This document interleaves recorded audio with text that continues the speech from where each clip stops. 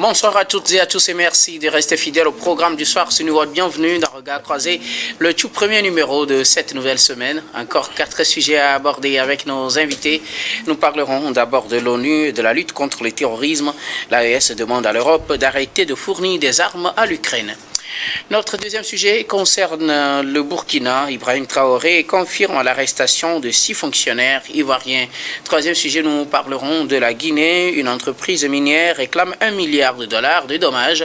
Puis nous terminerons bien évidemment par le Togo pour parler de l'AG de l'ONU encore. Le Togo va bien, le Togo va même mieux. Une déclaration du ministre Robert Dussé à analyser avec nos invités. Et pour en parler ce soir, 3 invités sur ce plateau avec moi. Gabin Adjaro, vous êtes juriste et directeur des cabinets Juris Consulting. Bonsoir Gabin et bienvenue. Bonsoir docteur, bonsoir à ceux qui nous suivent, bonsoir au plateau et merci de m'avoir invité. Merci beaucoup à vous Gabin d'avoir répondu à notre invitation. C'est moi docteur. Notre deuxième invité ce soir, Adam Adjrono. Vous êtes journaliste, analyste politique. Bonsoir Adam et bienvenue.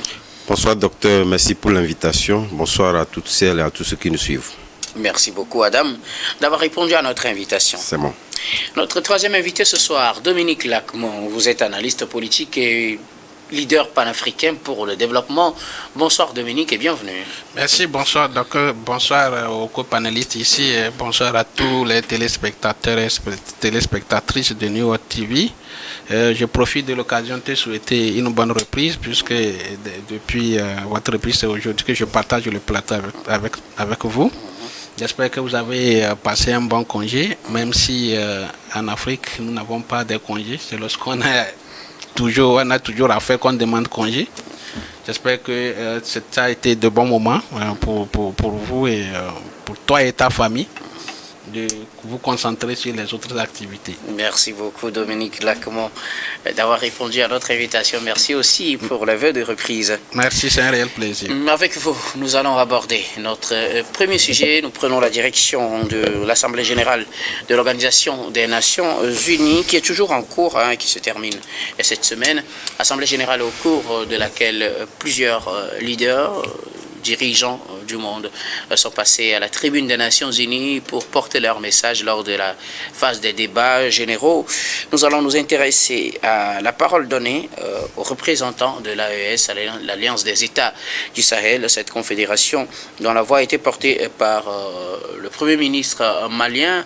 Le général Maïga a estimé qu'il fallait que les Occidentaux, de façon générale, et plus précisément européens, arrêtent leur soutien ou arrêtent d'armer l'Ukraine, parce que l'Ukraine serait un partenaire ou un parrain au terrorisme qui frappe le Sahel. Nous en parlons avec nos invités. Je commence par vous, Gabin Adjaro. Les pays du Sahel sont dans la lutte contre le terrorisme. Ils essayent de se réadapter, de s'organiser, de mieux s'adapter aux nouvelles réalités du terrorisme. Et en s'adaptant, il faut aussi dénoncer ceux qui sont des sponsors, comme ils les appellent, du terrorisme. Et parmi eux, pour eux, l'Ukraine en fait partie, et l'Ukraine qui bénéficie du soutien militaire de l'Europe face à la Russie, l'Europe donc devrait cesser, ou les Occidentaux de façon générale devraient cesser de soutenir l'Ukraine, parce que l'Ukraine soutiendra le terrorisme au Sahel. Il a évoqué les attaques à Tizawaten l'année dernière, c'était en juillet 2024, et ce qu'ils ont d'ailleurs dénoncé à la tribune des Nations Unies. Le général Maga revient sur la situation, il demande à l'Europe de ne plus armer l'Ukraine. Oui, je pense que c'est de bonne guerre, surtout quand on connaît très bien ce qui se passe dans le Sahel. Et c'est ce qui a même occasionné les coups de force à ce que les militaires aujourd'hui prennent le pouvoir, parce qu'ils estiment que ceux-là qui entretenaient au pouvoir n'arrivaient pas véritablement à lutter contre le terrorisme, et donc ils ont pris leur bâton de pèlerin pour amorcer quand même la lutte, et jusqu'à aujourd'hui on voit quand même des résultats assez probants. Donc la tribune des Nations Unies, c'est une aubaine quand même pour ces États-là d'arriver quand même à dénoncer un certain nombre de choses, parce qu'il ne suffit pas juste de combattre sur le terrain, mais aussi il faut surtout parler de ce qui ne va pas et dénoncer les alliés des terroristes, parce que nous savons très bien que les terroristes, les armes, ils ne les fabriquent pas, ce sont des gens qui le leur donnent, la logistique et tout, donc ce sont des gens qui sont très bien armés aussi. Alors où trouvent-ils ces armes, où trouvent-ils ce genre de logistique? Ça veut dire qu'il y a des soutiens assez forts.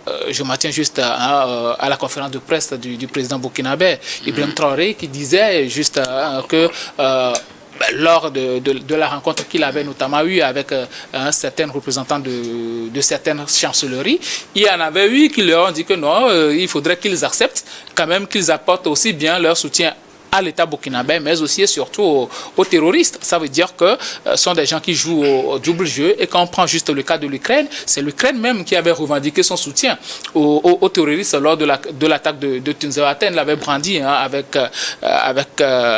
d'estérité, véritablement, cette attaque de Tinzaouaten là. Donc nous ne devons pas permettre ce genre de choses. C'est ce que essaie de dire Maïga à la tribune des Nations Unies. Il a eu déjà par le passé à dénoncer un certain nombre de choses, et je pense que la communauté internationale, même les Nations Unies, devaient quand même prendre les mesures pour quand même dénoncer ce genre de choses, d'autant plus que l'Ukraine s'était portée garant quand même des terroristes qui avaient attaqué Tinzaouaten, donc qui ont fait des morts.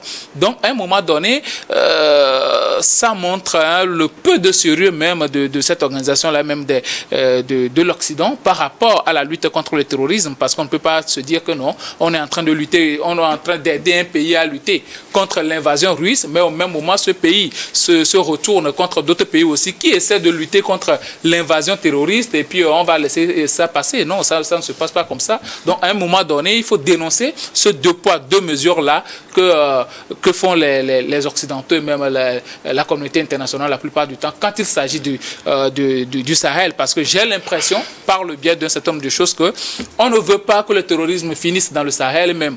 Aujourd'hui, il n'y a pas que le Sahel, c'est pratiquement tous les pays ouest-africains qui sont atteints par le fait du terrorisme aujourd'hui. Quand nous prenons le Bénin, le Togo, le Nigeria, tous les pays aujourd'hui sont atteints. Donc ce n'est pas juste que l'affaire du Sahel. Donc aujourd'hui, je pense que c'est très bien qu'on arrive à quand même à dénoncer, à dire ce genre de choses tout haut pour que le monde puisse l'entendre. Même si on peut dire que bon, la tribune des Nations Unies, toi aussi tu peux venir dire ce que tu penses et tout, mais quand même c'est une tribune qui fait que les gens écoutent ce qui se passe dans les pays, prennent quand même la mesure de la situation dans certains pays, et je pense que c'est très bien ce que Maïga dit à la tribune des Nations Unies. Il faudrait quand même que ces pays-là arrivent quand même à prendre conscience et sachent quel pays il faut soutenir, parce qu'aujourd'hui, fournir des armes à l'Ukraine, qu'est-ce qui veut dire, qu'est-ce qui nous fait croire que bon, l'Ukraine par après ne fait pas transiter ces armes-là vers ces terroristes qui attaquent les pays de l'AES et pratiquement peut-être tous les pays de l'Afrique de l'Ouest. Merci beaucoup à vous, Gabin Adjao.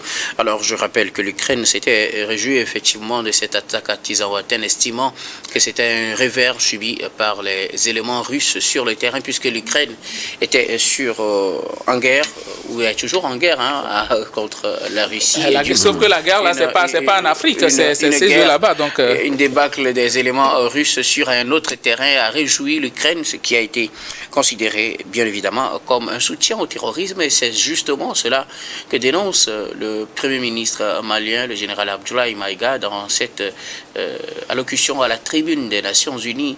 Il appelle à cesser tout soutien à l'Ukraine, qui est devenu le parrain, avoué bien sûr, du terrorisme au Sahel. Oui, naturellement, pour répondre à cette question, je vais l'amorcer sur la forme, mais également sur le fond. Sur la forme, nous savons que la tribune des Nations Unies est devenue un prétoire de rhétorique, mais également c'est une tribune qui brise naturellement, en tout cas, toutes les barrières diplomatiques et qui permet aux États de pouvoir aisément s'exprimer sur, en tout cas, les injustices subies. Et justement, les pays africains, depuis la création des Nations Unies, c'est l'unique tribune qui permet véritablement de mieux exprimer dans ces injustices-là. C'est vrai, loin des théâtres de guerre, lorsque nous payons les pays africains, naturellement, le Mali, parlant donc de la guerre entre l'Ukraine et la Russie, nous savons que les guerres, quoi qu'il en soit, lorsqu'elles naissent, vous verrez qu'il y a toujours de ces tentacules-là. Et beaucoup également en profitent.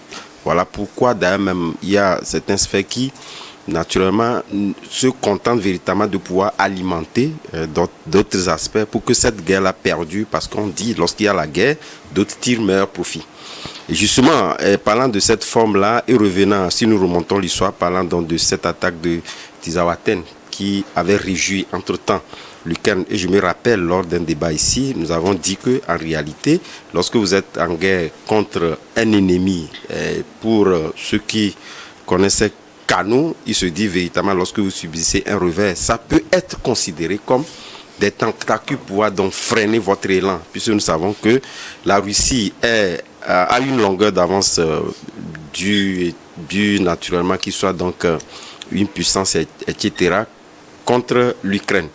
Mais, comme je l'ai dit tantôt, les gens profitent. Ça vous dit quelque part, quel est donc ces terroristes-là lorsque vous les prenez dans leur globalité? Gabin le disait tantôt.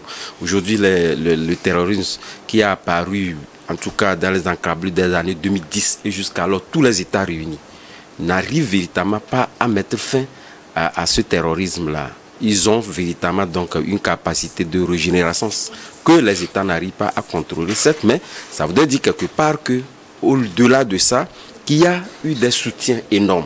Parce que lorsqu'on brise normalement, en tout cas ces veines-là de ravitaillement, c'est naturellement qu'on puisse donc freiner l'élan de ces terroristes-là. Mais c'est peine perdue, on n'arrive pas donc à les freiner. Mais nous parlons d'un État, et des militaires qui dirigent donc le Mali. Ça veut dire qu'ils ont fait l'état des lieux et ont véritablement constaté, en tout cas, les éléments qui permettent véritablement à ces terroristes-là de se régénérer et de faire toujours face. Parce que ces derniers temps, nous avons vu quand même une résistance également de ces terroristes-là. Donc, lorsqu'ils le disent, c'est qu'ils ont des éléments d'appréciation clairs qui permettent véritablement de le dire. Parce qu'on ne va pas seulement se focaliser sur ce qui est advenu à Tizawatem pour déduire qu'en réalité, l'Ukraine fournit donc des armes aux terroristes. Nous savons qu'il n'y a pas de contrôle lorsqu'il y a la guerre. Et donc, partant de là, je pense que c'est bien évidemment que ce soit d'une manière directe ou indirecte, il y a des gens qui arrivent véritablement donc à profiter de cette guerre-là pour fournir des armes et d'autres, en tout cas, armes aux terroristes. Parce que les gens sont étonnés. Il y a des drones, il y a des chars, il y a des blindés qui sont utilisés par ces terroristes-là. Je pense qu'on ne peut plus aujourd'hui parler de la Libye comme on avait par le passé. Nous l'avons dit, puisque c'était la Libye qui était aussi déstabilisée, qui a permis de déverser les armes dans le Sahel. Mais la Libye, il y a très longtemps. Aujourd'hui, des armes sophistiquées, des armes nouvelles qui sont donc utilisées par ces terroristes-là veulent dire véritablement que c'est le nouveau théâtre de guerre qui alimente en tout cas ces réseaux de terroristes-là. Et parmi les nouveaux théâtres-là, on peut bel et bien citer donc la guerre entre l'Ukraine et la Russie. Et naturellement, la Russie, le Mali, en le disant, a de bonnes raisons donc, pour le dire. Donc, voilà. Merci beaucoup, Adam Adjronou. Alors, Dominique Lacmon, l'Ukraine est le parrain du terrorisme au Sahel et l'AES demande aux Occidentaux de ne plus fournir des armes à l'Ukraine, de peur que ces armes ne se retrouvent finalement sur le champ de combat contre les terroristes ou bien pour les terroristes, ça dépend, au Sahel. Non, est-ce que l'Ukraine est le parrain du terrorisme? Je pense que c'est comme on laisse la source du problème et on attaque quelqu'un qui... C'est-à-dire on laisse la source et puis une cause collatérale. Je pense que le terrorisme au Sahel a commencé il n'y a pas longtemps, vu la description qu'a fait mon ami d'en face, partant de la Libye. À ce moment, l'Ukraine n'était pas en guerre contre la Russie. Je pense que la racine du terrorisme, tout le monde le sait très bien que ce sont ces Occidentaux.